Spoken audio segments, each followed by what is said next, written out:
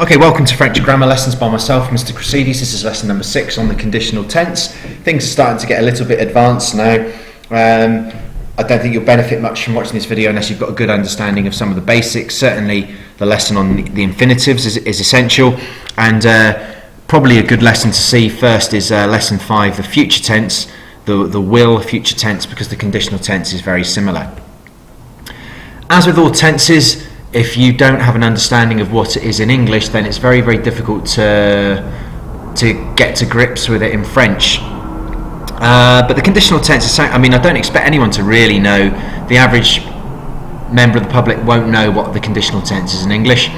But it's very easy. It's the word would. I would play football. I would do this. I would do that. There we go. So it's the word would. Will is the future tense. Would is the conditional tense.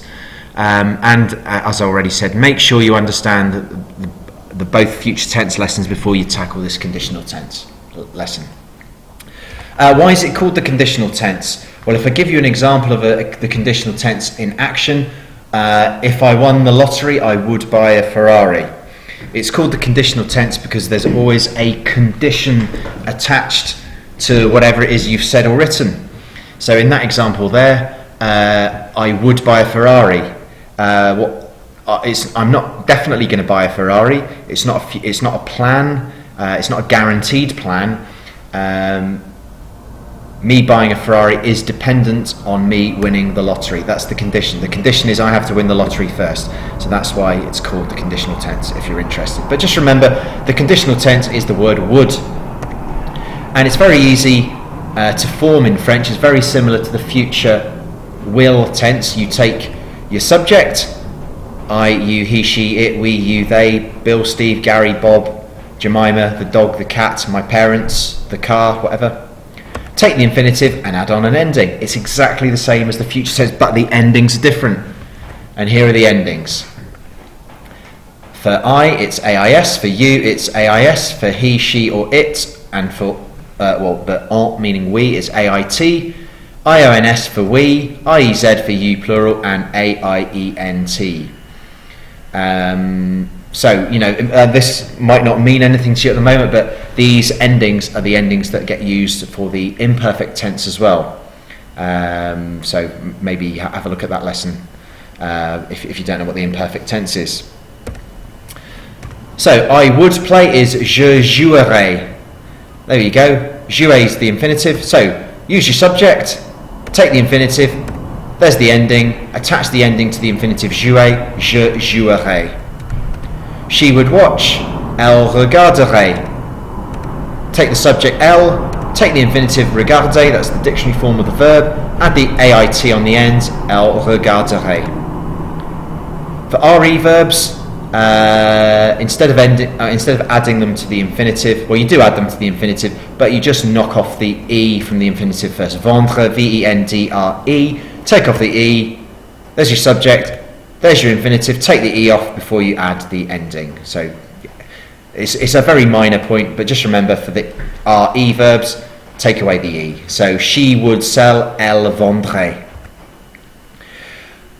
There are several irregular conditional tense verbs, and these are exactly the same as the ones which are irregular for the future as well. So if you already know what they are, then no problem. So instead of adding the conditional tense endings onto the infinitive, you need to add them onto these irregular stems. Sorry, it says future there, that should say conditional. So for these verbs, you do not add the conditional tense endings onto the infinitive, but you add the endings onto these irregular conditional stems. Well, they are also the irregular future stems as well. So aller, it's not j'allerai, it's j'irai. So add the AIS onto IR, not the infinitive aller. Être becomes je serai, I would be. It's not j'ettrai. You add the AIS onto the the irregular conditional stem, which is SER. Faire, add them onto FER. So je ferai, I would do. Avoir becomes j'aurai, I would have. Again, add them onto AUR, not the infinitive avoir. So here's the conditional tense in action. Maybe just press pause, see if you can work out how to translate these into English. Okay, here are the answers.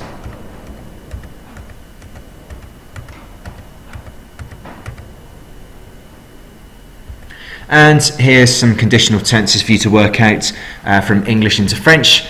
Press pause, grab a piece of paper and scribble down what these would be in French. Again, I've tried to use verbs which I think you should know. Remember, you just add the endings onto an infinitive, but remember there are irregular verbs where you don't add the endings onto an infinitive, you add them onto an irregular conditional stem. Well, it's also an irregular future stem as well.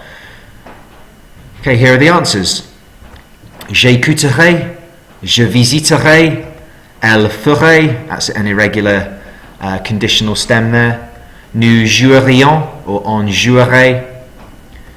Il or elle ferait, again an irregular conditional / future stem there.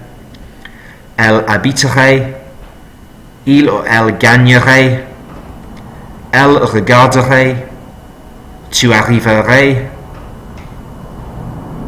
vous joueriez, il achèterait, and nous prendrions, or on prendrait.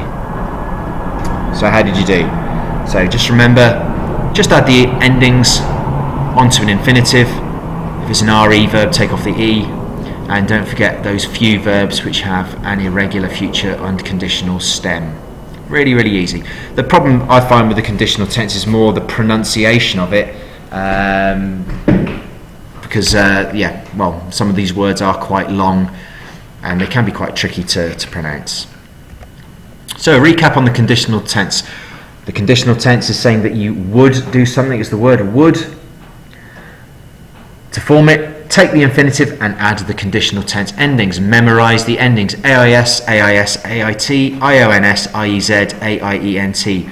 Je regarderai, tu regarderais, il regarderait, nous regarderions, vous regarderiez, il, elle regarderait. Easy. And don't forget the changes to the irregular verbs aller, avoir, être and faire, which become j'irai, j'aurai, je serai and je ferai. Okay, thank you.